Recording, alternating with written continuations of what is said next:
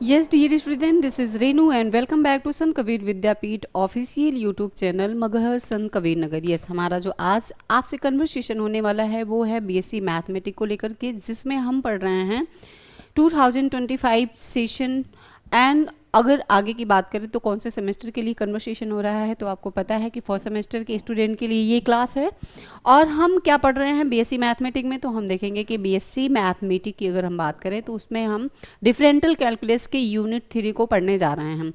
और यूनिट 3 के लेक्चर को देखने से पहले आपको यूनिट 1 और यूनिट 2 में जो भी लेक्चर, जो भी टॉपिक्स पढ़ाए गए हैं मैथ को, उसको देखना बहुत ही ज़्यादा ज़रूरी है।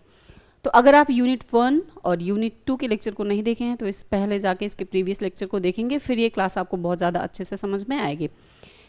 तो इस सेशन में हम आपसे कन्वर्सेशन क्या करने वाले हैं, किस स्टेटमेंट को पढ़ेंगे, किस स्टेटमेंट को जानेंगे, तो वो रहने वाला है रॉलेज थ्योरम, है ना। यानी कि पहले हम रॉले के स्टेटमेंट को देखेंगे, और रॉले के स्टेटमेंट को जानने के पहले बच्चों, इसके थ्योरम को जानने के पहले हम देखेंगे कि रॉले का आखिर रॉले किस फंक्शन को किस तरह से, उसके स्टेटमेंट को किस तरह से फॉलो करता है, इसके कंडीशन क्या बनते हैं, ये सारी चीज़ों को हम इस क्लास में जानेंगे, ठीक है। और इसी के साथ साथ आगे जो भी टॉपिक आएंगे उसके बी कंक्लूजन को क्या करेंगे, आपके सामने रखेंगे, ठीक है। तो जैसा कि आपको पता हो गया कि बीएससी मैथमेटिक्स चल रहा है और फर्स्ट सेमेस्टर के लिए ये क्लास है, ये सेशन है, और हमारा जो यूनिट चल रहा है वो है यूनिट 3। और ये लिए किससे गया है, NEP 2020, यानी कि it means that National Education Policy 2020 Rolle's theorem. तो सबसे पहले आता है माइंड में कि रॉले थ्योरम होता क्या है, यानी कि थ्योरम को हटा देते हैं, पहले हम रॉले की बात करते हैं, है ना। पहले हम क्या करेंगे, बात रॉले की बात करेंगे। चलो पहले रॉले की ही बात कर लेते हैं। मैं थोड़ा सा जगह ढूंढ रही हूँ ताकि मैं आपको लिख के कुछ बता सकूँ, है ना। तो रॉलेज वो चीज़ होता है, अगर हम कहें, है ना, रॉले वह होता है जो किसी फंक्शन को क्या करता है, सेटिस्फाई करता है। क्या करता है बच्चों, रॉले ऐसे फंक्शन होते हैं जो किसी कंडीशन को सेटिस्फाई करते हैं, और कंडीशन के सेटिस्फैक्शन को ही हम क्या कहते हैं, रॉलेज कहते हैं। क्या कहते हैं, रॉलेज कहते हैं। यस बच्चों, तो हमें क्या समझ में आया कि जब हम किसी फंक्शन को क्या करते हैं, किसी कंडीशन में सेटिस्फाई करते हैं, तो हमारा क्या कहलाता है, वो हमारा कहलाता है रॉलेज, है ना। और इसके कंडीशन कितने बनते हैं बच्चों, तो कंडीशन इसके थ्योरी आ जाएंगे, और इस कंडीशन को अभी हम आगे देखेंगे कि इसके कंडीशन जो बनते हैं वो थ्योरी होते हैं, और किस किस कंडीशन को ये किस तरह से सेटिस्फाई करता है उसको भी देखेंगे। तो रॉलेज समझ में आ गया आपको, और थंबनेल में आपने देखा भी है कि रॉले को ही पढ़ना है। यस, तो रॉले का जब हम स्टेटमेंट देखेंगे बच्चों, तो स्टेटमेंट इसका क्या बनता है कि if a function f x satisfy the following 3 condition. हमने क्या बताया कि रॉले वही है ना, रॉले वह है जो क्या करता है, किसी फलन पे, किसी स्टेटमेंट पे, किसी फंक्शन पे, किन्हीं 3 शर्तों पे क्या करता है, किन्हीं 3 शर्तों पे ये फंक्शन की जो कंडीशन है उसको संतुष्ट करता है, यानी कि क्या करता है, उसको सेटिस्फाई करता है, वही कहलाता है रॉलेज स्टेटमेंट। क्या कहलाता है, रॉलेज स्टेटमेंट कहलाता है। और यहाँ पे दिया है आपका कि interval A B then there exist at least 1 point such that F dash and C equal 0। यानी कि अगर इसका हम पहला स्टेटमेंट देखें, पहला कंडीशन देखें, यानी कि 3 कंडीशन पे बन रहा है ना, तो 3 कंडीशन इसके क्या क्या बन रहे हैं।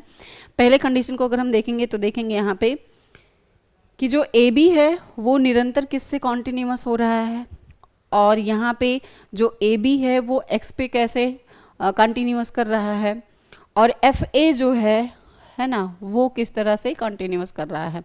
तो कॉन्टिन्यूअस की बात आ रही है, यहाँ देखेंगे F x is continuous on the close interval A B.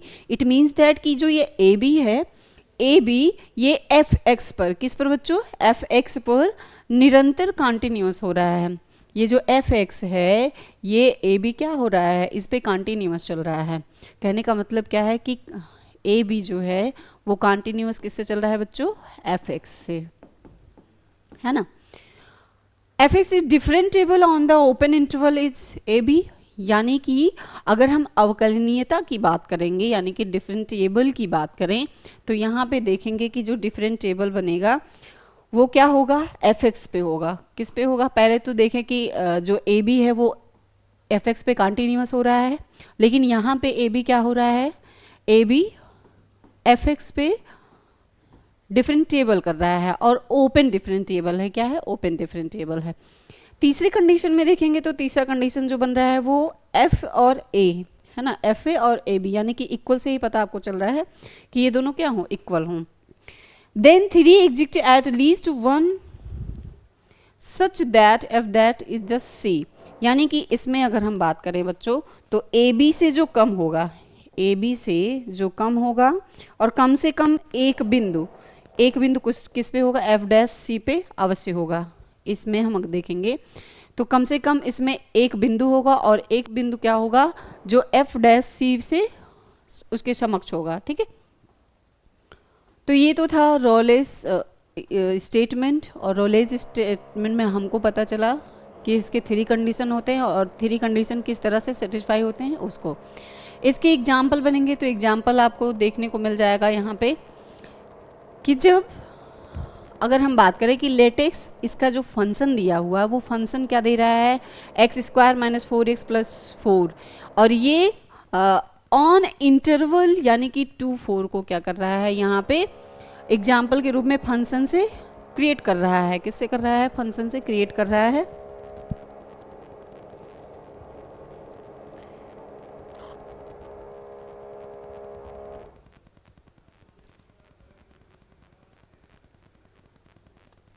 Yes, तो जब ये फंक्शन को इंटरवल करेगा है ना, तो एक इंटरवल करने के बाद एक फंक्शन से इस फंक्शन को क्रिएट करने के बाद इसको सेटिस्फाई कर रहा है, और यही इसका एग्जांपल हो जाएगा। जब हम चेक करने की बात आती है तो देखते हैं कि जो फंक्शन है वो पॉलिनोमियल यानी कि पॉलिनोमियल भी होता है और कॉन्टिन्यूअस एंड डिफरेंशिएबल भी होता है। जिस प्रकार से आप देखे थे कि रोलेस थ्योरम में अगर हम बात करें तो रोलेस थ्योरम में आपको एफ एक्स जो फंक्शन था और ए बी जो फंक्शन था वो एक जगह पे एक कंडीशन में दोनों क्या हो रहे थे, कंटिन्यूअस चल रहे थे, और दूसरे में डिफरेंशिएबल हो रहे थे, और तीसरे में इक्वल हो रहे थे। वही चीज़ यहाँ पे आपको एग्जाम्पल के रूप में चेक करने के लिए दिया हुआ है। लेकिन यहाँ पे बता रहा है जो फंक्शन 2 है f2 वो किस तरह से इसके अकॉर्डिंग आपका पॉलिनोमियल और कॉन्टिन्यूअस का डिफरेंशिएबल बन रहा है, और बनने के बाद जो इसका वैल्यू निकल के आ रहा है क्या वो इक्वल होगा या नहीं इक्वल होगा, उसको भी चेक करना है। तो चेक करने पे क्या निकल के आ रहा है बच्चों, जब इस फंक्शन को हम सेटिस्फाई करने जा रहे हैं तो देख रहे हैं 4 - 8 + 4 दे रहा है और निकल के क्या आ रहा है 0।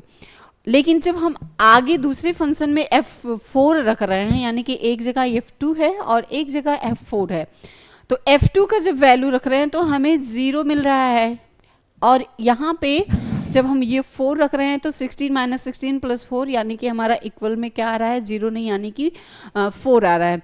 तो यहाँ पे हम कह सकते हैं कि ये जो थ्योरम है रोलेस थ्योरम वो नॉट इक्वल है। क्या है, not equal. So Rolle's theorem not applicable here. इसको हम क्या लिख सकते हैं, इसको हम लिख सकते हैं बच्चों not equal, so Rolle's theorem not applicable is here. ठीक है, तो रोलेस थ्योरम आपको समझ में आ रहा है, और जहाँ पे आपको दिक्कत आएगी वहाँ पे आप कमेंट करते रहिएगा। जब हम इसका ट्राई करते हैं तो ट्राई में क्या होता है कि जो कॉन्टिन्यूअस और डिफरेंशिएबल दोनों में होते हैं, यानी कि कंटिन्यूसली भी चलता है और डिफरेंशिएबल भी चलता है। तो कंटिन्यूअस में जो इसके फंक्शन बनेंगे और जो इसके डिफरेंशिएबल में फंक्शन बनेंगे वो दोनों चीज़ें यहाँ पे दी हुई हैं। जब फंक्शन 2 है और ये 0 लेके आ रहा है, 4 में 0 लेके आ रहा है f2 में और f4, तो यानी कि ये क्या होंगे, नॉट इक्वल होंगे, जैसा कि आपको पहले पता है। लेकिन जब यहाँ पे हम इस वैल्यू को रखते हैं तो हमें क्या मिलता है, इसकी वैल्यू 2x - 6 मिल जाती है, और f डैश में जब इस वैल्यू को हम रखेंगे तो एम्प्लाई दैट करने पे हमें क्या मिलेगा, which lies in 2 and 4, which lies 2 and 4। तो आपको पता चल गया है ना। अब लैग्रेंज मीन वैल्यू हम पढ़ेंगे कि लैग्रेंज मीन वैल्यू को हम इन शॉर्ट क्या कहते हैं, LMVT भी कहते हैं। LMVT के नाम से भी हम जानते हैं इसको। ठीक है, LMVT, LMVT, यस बच्चों, आप एक सेकेंड रुकेंगे ज़रा।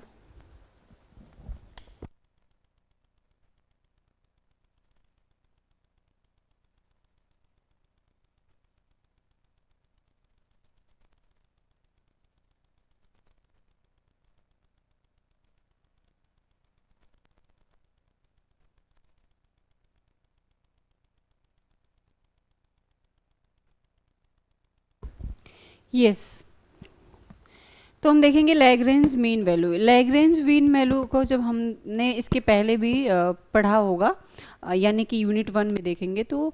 और लैग्रेंज तो आपने बीएससी में भी पढ़ा होगा, यानी कि नहीं, बीएससी नहीं, बीएससी तो कर ही रहे हैं, सॉरी, इंटर में भी पढ़ा होगा लैग्रेंज मीन। वहाँ पे क्या है कि थोड़ा सा कम रहता है, इन शॉर्ट रहता है, यहाँ पे थोड़ा सा उसका डिटेल दिया रहता है। जब आप थ्योरम को सॉल्व करेंगे तो आपको बहुत अच्छे से समझ में आएगा।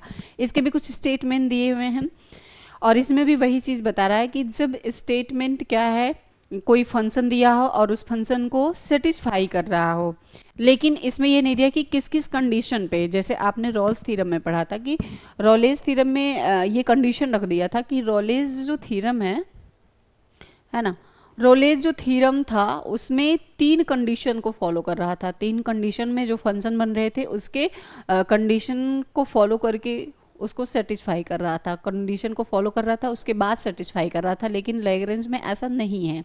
लैग्रेंज में बता रहा है इसका जो स्टेटमेंट बनेगा वो क्या है कि कोई फंक्शन है और उसको सेटिस्फाई कर रहा है, किस में करेगा, ए बी में कंटिन्यूस है और ए बी में क्या है, डिफरेंटिएबल, यानी कि अवकलनीयता भी इसमें है और इसका क्या है, निरंतरता भी इसी में है। Then there exist at least point C, there exist such that, यानी कि जो ए बी है वो एटलीस्ट क्या बना रहा है, एक पॉइंट बना रहा है और एग्जिस्ट किससे कर रहा है, कंटिन्यूस और डिफरेंटिएबल से।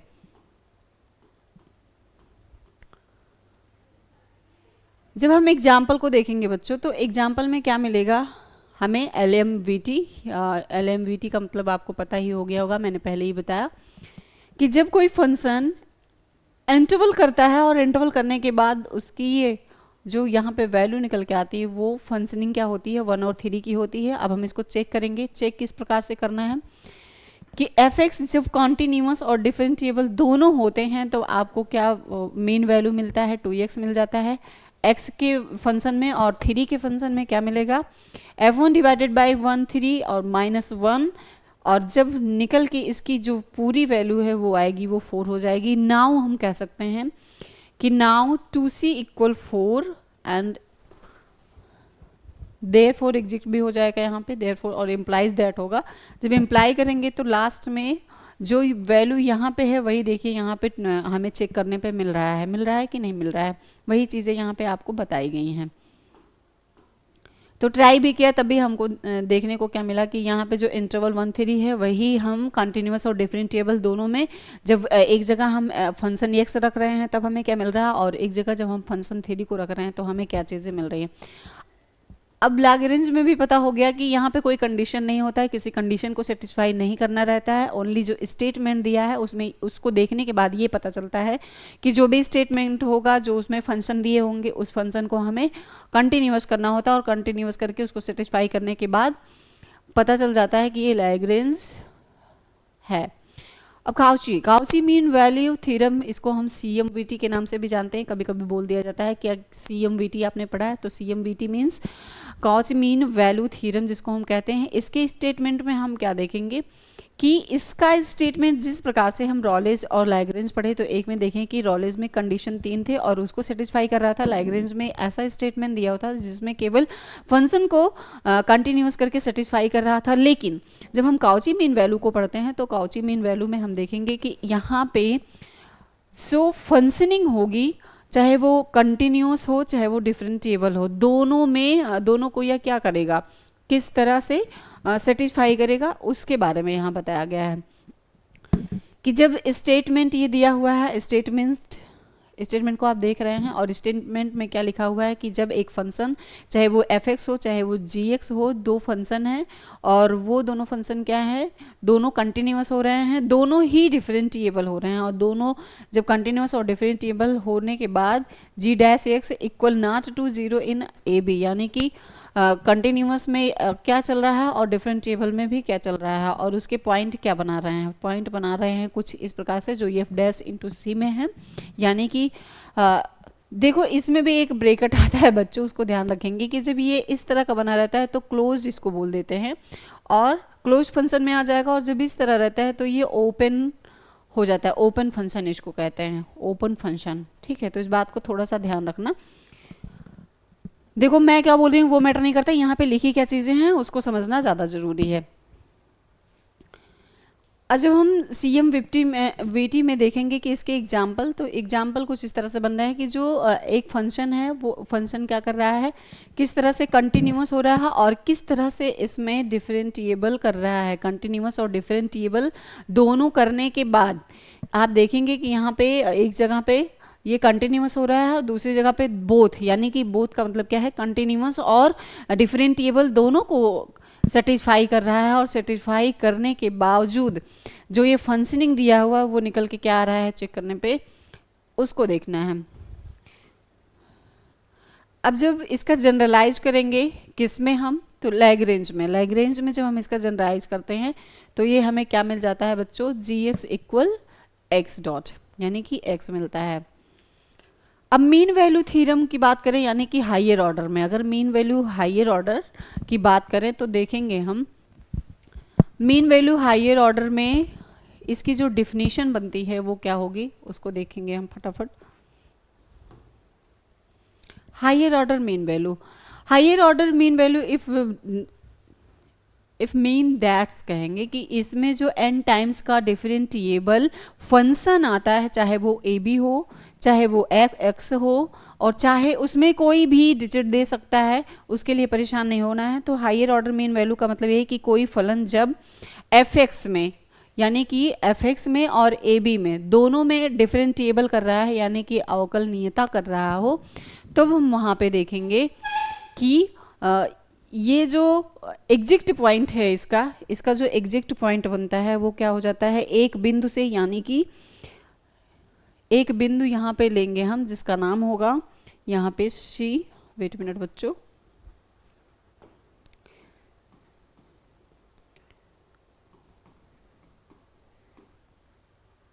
ये इसके फंक्शन बन जाएंगे, है ना, सी एलिमेंट एंड ए बी हो जाएगा इसका function.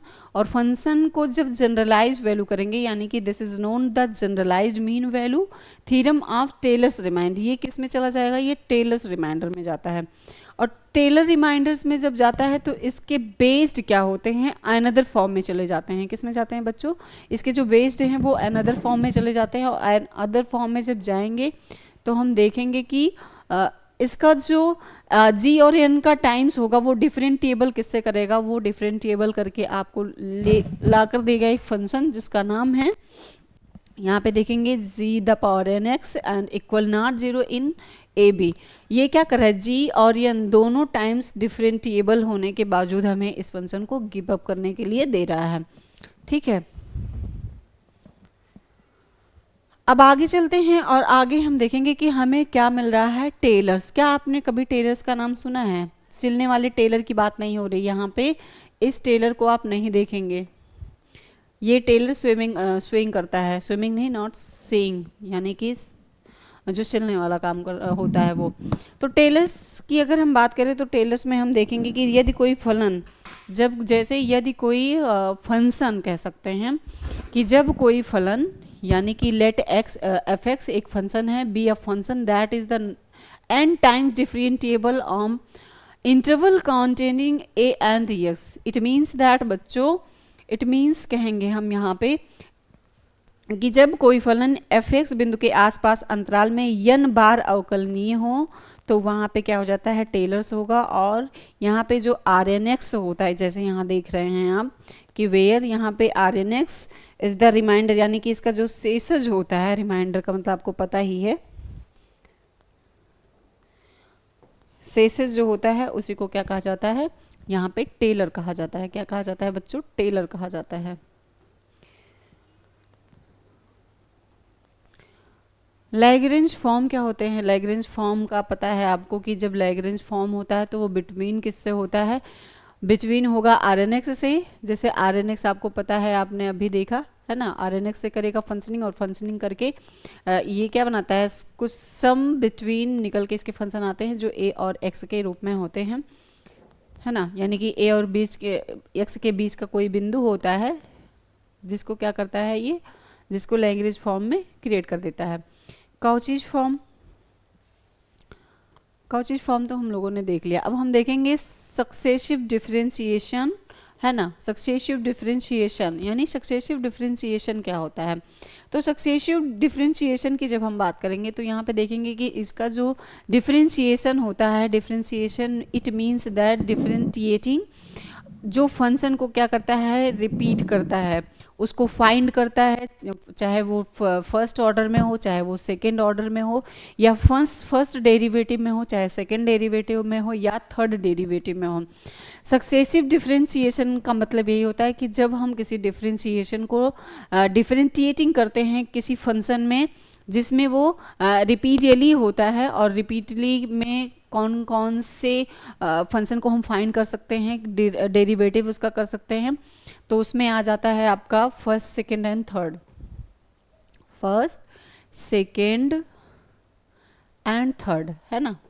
First, second and third, इसको क्या करता है, ये डेरिवेटिव करता है। और डेरिवेटिव की जब बात होगी तो आपको पता है कि ये y इक्वल एफ एक्स एक फंक्शन दिया है, तब क्या होगा कि फर्स्ट डेरिवेटिव में एफ डैश एक्स और D Y divided by D X हो जाएगा। सेकेंड डेरिवेटिव में क्या हो जाएगा, एफ डैश एक्स और D X square y divided by D X square हो जाएगा। यहाँ पे थर्ड डेरिवेटिव जब करेंगे तो थर्ड डेरिवेटिव में आपको क्या मिलने वाला है, थर्ड डेरिवेटिव में आपको F triple dash x of 3D, यानी कि आपको दिखाई क्या, तो जब सिंगल डैश लगा है बच्चों, है ना, जब सिंगल डैश लगा है तो हम यहाँ देख रहे हैं यहाँ पे हमें कोई स्क्वायर नहीं मिल रहा होगा, लेकिन जब डबल डैश आपको दिखाई देगा तो यहाँ आप देखेंगे कि यहाँ पे आपको स्क्वायर के रूप में चीज़ें मिल रही होंगी। और जब यहाँ पे ट्रिपल डैश लगा हुआ मिल जाएगा तो आपको पता है कि यहाँ पे आपका क्या मिल जाएगा, क्यूब मिल जाएगा, और नीचे ऊपर दोनों चीज़ें वही जुड़ी रहती हैं।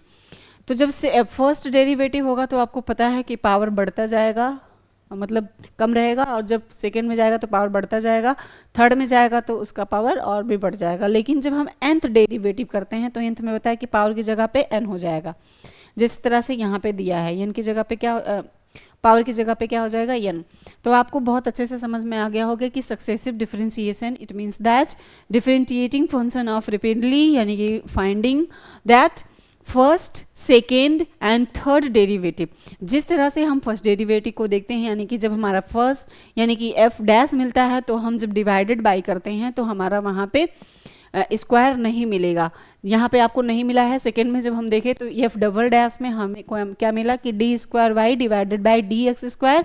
थर्ड डेरिवेटिव में जब हम जाते हैं तो थर्ड डेरिवेटिव में हम देखते हैं कि जब हमारा फंक्शन का 3 डॉट मिलता है, यानी कि 3 डैश मिलते हैं, तब हमारा जो फंक्शन का आगे का क्रिएट करना होता है उसमें पावर्स बढ़ते जाते हैं। जिस तरह से यहाँ पे 3 डैश है और यहाँ पे d3y and divided by D x 3 हो जाता है। और जब हम nth डेरिवेटिव करते हैं तो nth डेरिवेटिव में आपको पता है कि जितने भी पावर होंगे वहाँ पे n ऐड हो जाएंगे। क्या हो जाएंगे, जितने भी पावर दिए रहेंगे वहाँ पे n ऐड हो जाएंगे।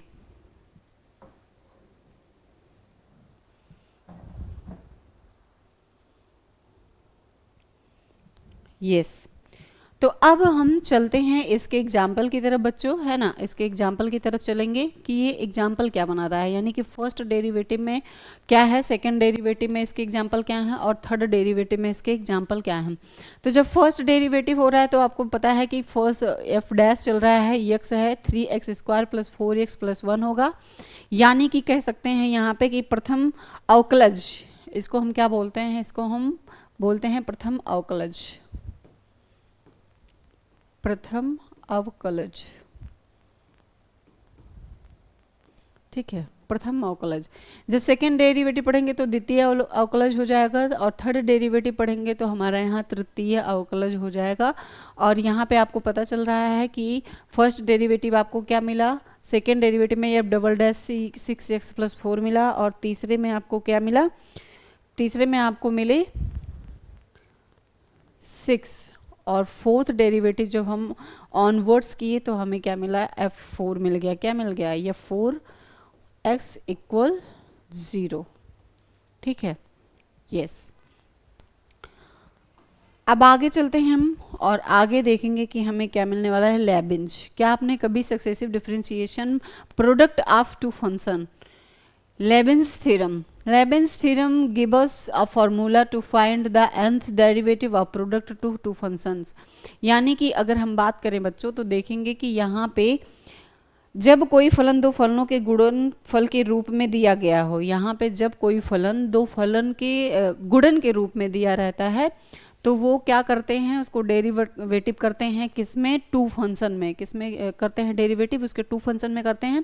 और टू फंक्शन में डेरिवेटिव करने के बाद जो उसका प्रोडक्ट होता है उसमें ही उसको फाइंड करना रहता है। किस प्रकार से, जिस प्रकार से यहाँ पे दिया है कि y equal U X in dot V X, तो हम क्या कहेंगे कि देन द nth डेरिवेटिव, इसको हम क्या कहेंगे, जिस प्रकार से आपने first and second, second and third, third and nth derivative पढ़ा, सेम उसी तरह से यहाँ पे हो जाएगा then the nth derivative of y is, है ना। और हम लेबिंज को अगर कहें तो लेबिंज में थोड़ा सा यहाँ पे देख लेंगे हम कि लेबिंज का जो परिमेय बनता है ना, लेबिंज का जो परिमेय बनता है वो क्या होता है। तो लेबिंज परिमेय में हम जानते हैं बच्चों की, यानी कि लेबिंज का जो थ्योरम बनता है उसके परिमेय में अगर हम किसी फार्मूला को फाइंड कर रहे हैं तो फाइंड करने पे चीज़ें किस तरह से बन जाती हैं उसको। तो जब कोई फलन दो फलनों के गुणनफल के रूप में दिया गया होता है और उसके बच्चों nवां अवकलन, यानी कि क्या कहेंगे यहाँ पे nवां, वेट मिनट, nवां अवकलन होगा, nवां अवकलन होगा तो उस nवां अवकलन में ही इसको लेबिंज प्रमेय के रूप में किया जाता है। किसमें किया जाता है, लेबिंज प्रमेय के रूप में किया जाता है। और जब इसका nth डेरिवेटिव बनता है तो वही चीज़ें हो गई इसमें। और nth डेरिवेटिव को हम जब इसमें डिसऑर्डर करके इसका डेरिवेटिव करेंगे तो निकल के क्या वैल्यू आता है, उस सिंबल को देख लेते हैं हम। पहले सिंबल देखेंगे, इसका जो सिंबल यूज्ड होता है इस डेरिवेटिव में वो कुछ इस तरह से होता है जिसे हम nth डेरिवेटिव ऑफ ux कहते हैं या nth डेरिवेटिव ऑफ vx कहते हैं। और NCR जो दिया रहता है उसको बायोनॉमियल कॉफिशिएंट कहते हैं, है ना, ये कॉफिशिएंट होता है। और यही कॉफिशिएंट यहाँ पे देखो भर भर के यूज भी हुआ होगा, जैसे यहाँ पे आपको u डेरिवेटिव मिल रहा होगा, यहाँ पे v डेरिवेटिव मिल रहा होगा, है ना। और इस जब डेरिवेटिव को हम फंक्शन में फार्मूला के रूप में गिव अप करते हैं तो वही हमारा लेबिंज थ्योरम कहलाता है, यानी कि लेबिंज प्रमेय कहलाता है। इसके कुछ एग्जाम्पल दिए हैं और एग्जाम्पल क्या होता है कि इसका जो फंक्शन दिया है कुछ इस प्रकार से एक फंक्शन है और हमें सबसे ज़्यादा इस फंक्शन को सेटिस्फाई करने के लिए किसकी नीड होती है, तो नीड जो होती है वो दिया हुआ है, इसकी नीड होती है जो u equal X square tends to U dash, यानी कि बात करें तो डेरिवेटिव u डबल डैश दिया है। और वहाँ पे नीचे जब हम बात करेंगे तो देखेंगे कि v डेरिवेटिव में किस तरह से इसकी नीड पड़ती है। और जब हम इसके लेबिंज फार्मूला में इसका अप्लाई करेंगे तो अप्लाई करने के बाद देखेंगे कि किस तरह से ये फंक्शन को डेरिवेटिव कर रहा है। जब फंक्शन को डेरिवेटिव किया जाता है बच्चों तो आपको पता है कि यहाँ पे आपको फंक्शन का 3 डैश जरूर मिल रहा होगा। आप ये पावर दे के पता कर सकते हैं कि यहाँ पे फंक्शन का 3 डेरिवेटिव मिल रहा है और यहाँ पे आपको u फंक्शनिंग 3 डेरिवेटिव मिल रहा है और यहाँ पे आपको v का एक ही डेरिवेटिव है। लेकिन जब हम बात करेंगे शी में तो शी में आपको पता है कि अभी मैंने आपको जस्ट बताया, अभी आपको क्या जस्ट बताया मैंने कि यहाँ पे जब सी की बात आती है तो बायोनॉमियल कॉफिशिएंट होता है। क्या होता है बच्चों, यहाँ पे बायोनॉमियल कॉफिशिएंट होता है।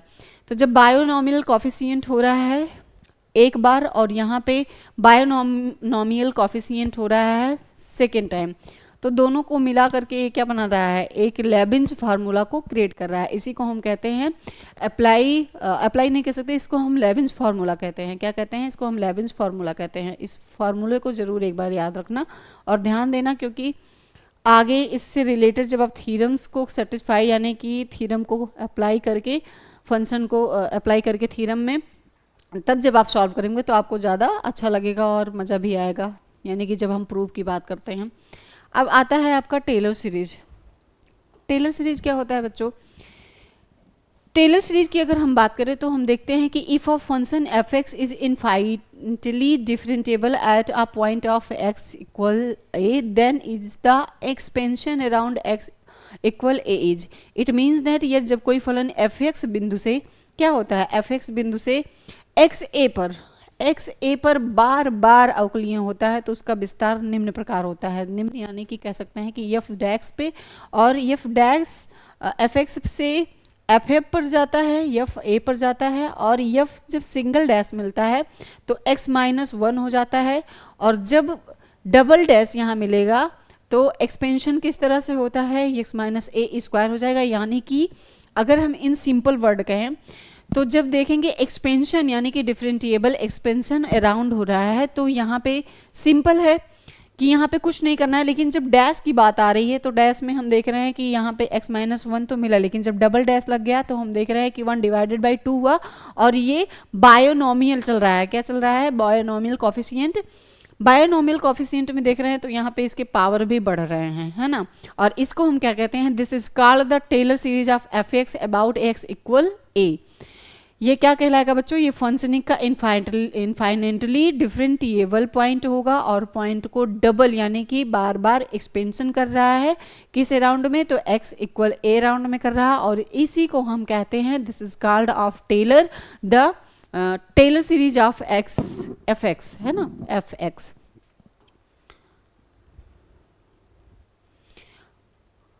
अब हम पढ़ेंगे, देखो क्लास तो अच्छी है आपकी, बहुत ही अच्छी है। आपको मन लगा के मैथमेटिक्स थोड़ा सा बोरिंग लगता है जिनको नहीं समझ में आता है, लेकिन जब आप अप्लाई करेंगे चीज़ों को तो बहुत ही इजी हो जाती हैं। अब हम चलेंगे कि ये जो मैक्लेरन सीरीज है वो क्या होता है, यानी कि अगर हम बात करें तो आंशिक अवकलन क्या होता है। आंशिक अवकलन की अगर हम बात करते हैं तो देखेंगे इसका जो सीरीज होता है वो स्पेशल केस के लिए यूज किया जाता है, जैसे स्पेशल केस में टेलर सीरीज का भी यूज होता था उसी प्रकार से। तो जब आंशिक अवकलन होता है, जब कोई फलन एक से अधिक चर पर क्या करता है? डिपेंड करता है। जब कोई जो फलन है वो एक से अधिक चर पर डिपेंड करता है तो वहाँ पे मैक्लॉरिन सीरीज का यूज किया जाता है। और मैक्लॉरिन सीरीज जो होती है वो क्या होती है? वो होती है जैसे जिसमें आंशिक अवकलन का प्रयोग होते हैं और इसमें एक चर को चर के रूप में रखते हैं, अन्य को स्थिर मान लेते हैं। अन्य को इसमें क्या मान लेते हैं? स्थिर मान लेते हैं। जैसे यहाँ पे दिया है कि एफ एक्स है तो एफ एक्स क्या हो जाएगा? ये इसके सापेक्ष है, और सापेक्ष में ये अवकलज कर रहा है किससे? ये मैक्लॉरिन सीरीज से कर रहा है, और किसमें? इन स्पेशल केस में, इन स्पेशल केस में। मैक्लॉरिन एक्सपेंशन क्या होते हैं? मैक्लॉरिन एक्सपेंशन वो होते हैं जिसमें डेरिवेटिव तो आपने देखा, जिसमें ऑल डेरिवेटिव होते हैं। फंक्शन कुछ भी हो उसका हमें डेरिवेटिव कितने करना? सभी में करना रहता है। जैसे यहाँ पे एक फंक्शन दे दिया एफ एक्स, और एफ एक्स के बाद ये डेरिवेटिव किस में कर रहा है? आल फंक्शनिंग में कर रहा है। सो आगे जब देखेंगे तो इसमें भी वही चीज़ें हैं कि एक बार एफ एक्स में हुआ उसके बाद दूसरे फंक्शन में भी वही चीज़ें हो रही हैं।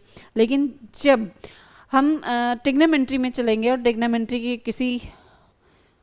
किसी भी हम वर्ड को ले लेंगे, जैसे साइन कॉस थीटा आपने पढ़ाई है ना, तो उस साइन और कॉस में भी ये क्या चीज़ें हो जाएंगी? आपकी वही होंगी, मतलब टोटल डेरिवेटिव में चेंज हो जाएंगी ऑल कंडीशन में, है ना। यहाँ साइन एक्स में भी देख रहे हैं कि वही चीज़ें बन रही हैं, और कॉस में अगर हम अप्लाई करेंगे साइन एक्स इक्वल एक्स में भी वही चीज़ें हैं, और यानी कि x minus X cube divided by 3 factorial plus X 5 divided by 5 factorial and 7 the power 7 x the power 7 divided by 7 factorial in date.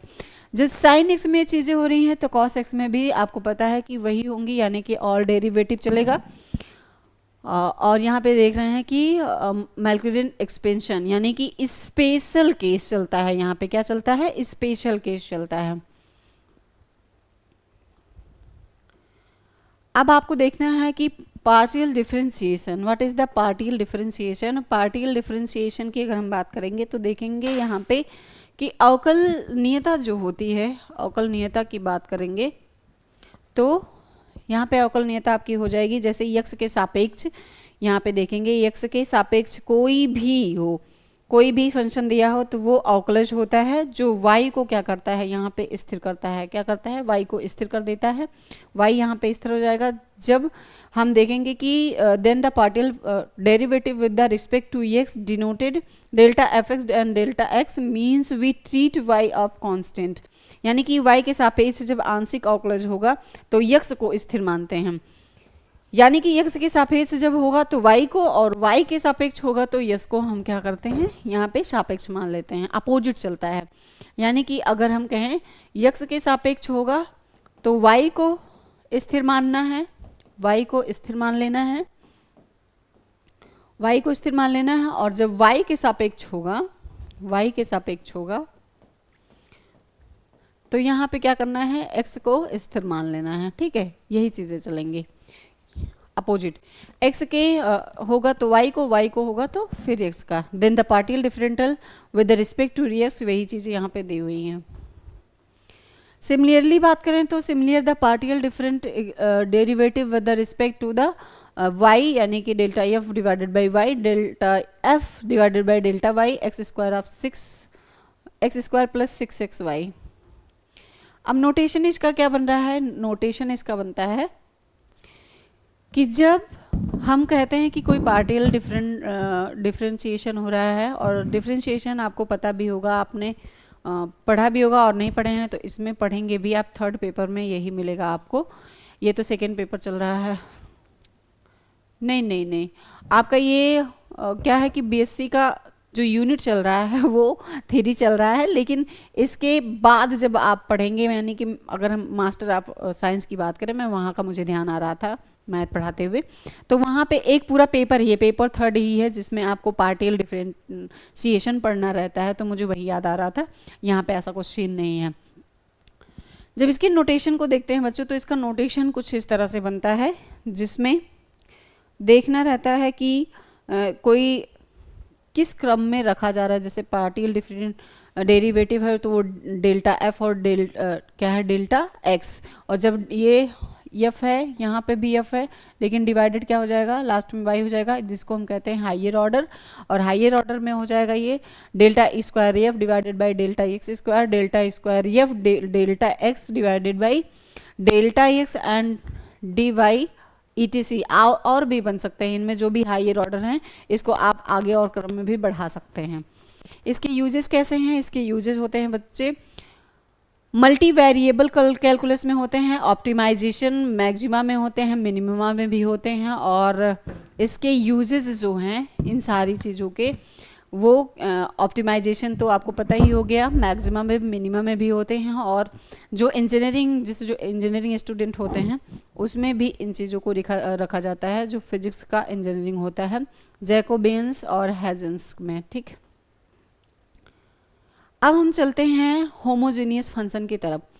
Homogeneous function क्या होते हैं बच्चों, होमोजीनियस की अगर हम बात करें तो होमोजीनियस फंक्शन क्या होता है, होमोजीनियस फंक्शन कॉल दैट कि a function is the F x Y is called homogeneous of degree N, यानी कि डिग्री का नाम तो आप सुने ही होंगे, डिग्री क्या आपने सुना है, अगर कोई फलन, अगर हम कहें कि अगर कोई फलन एफ एक्स दिया हो, क्या दिया हो, एफ एक्स दिया हो, तो हम क्या करेंगे कि जो ये f t x t y और t the power n f x y बन रहा है, यानी कि फॉर ऑल रियल टू, जिसको डिग्री टू का होमोजीनियस फंक्शन कहा जाता है। क्या कहा जाता है बच्चों, इसको डिग्री टू का होमोजीनियस फंक्शन कहा जाता है।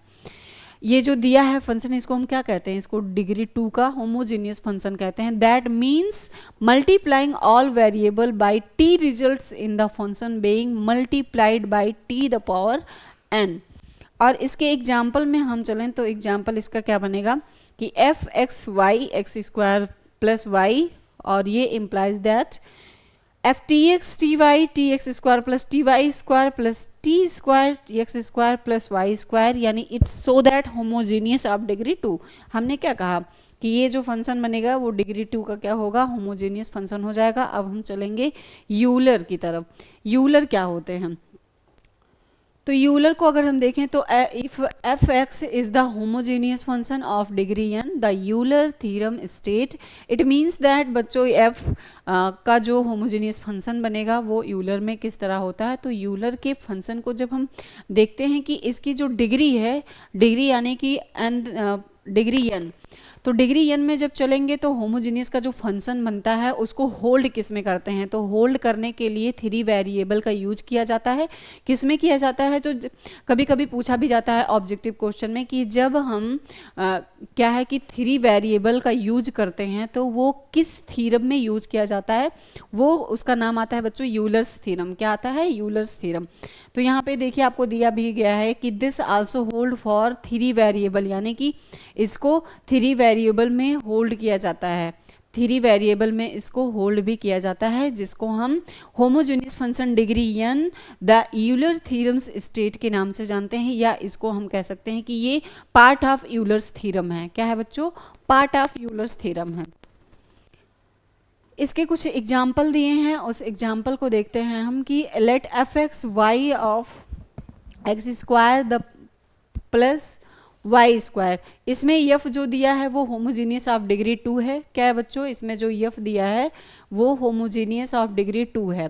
और जब इसका हम निकालते हैं delta f divided by delta x 2x, delta f divided by delta y 2y, तब यहाँ पे क्या चीज़ें होंगी।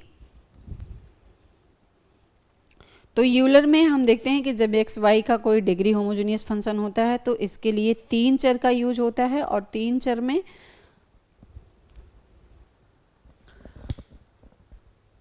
कौन कौन सा मिला हमें कि जब हम होमोजेनियस देख रहे हैं इस फंक्शन में, तो यफ क्या है, होमोजेनियस का डिग्री 2 है।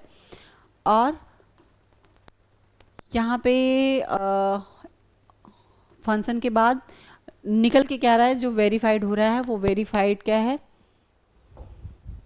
वेरीफाइड के लिए बच्चों क्या निकल के आ रहा है, यहाँ पे निकल के आ रहा है 2x plus y 2y and equal that 2x square plus y square equal to f x y, जिसको हम क्या कहते हैं कि ये हमारा जो यूलर थ्योरम्स है वो हैंस वेरीफाई हो गया। क्या हो गया बच्चों, हैंस वेरीफाई हो गया, यानी कि प्रूव्ड हो गया इस तरह से।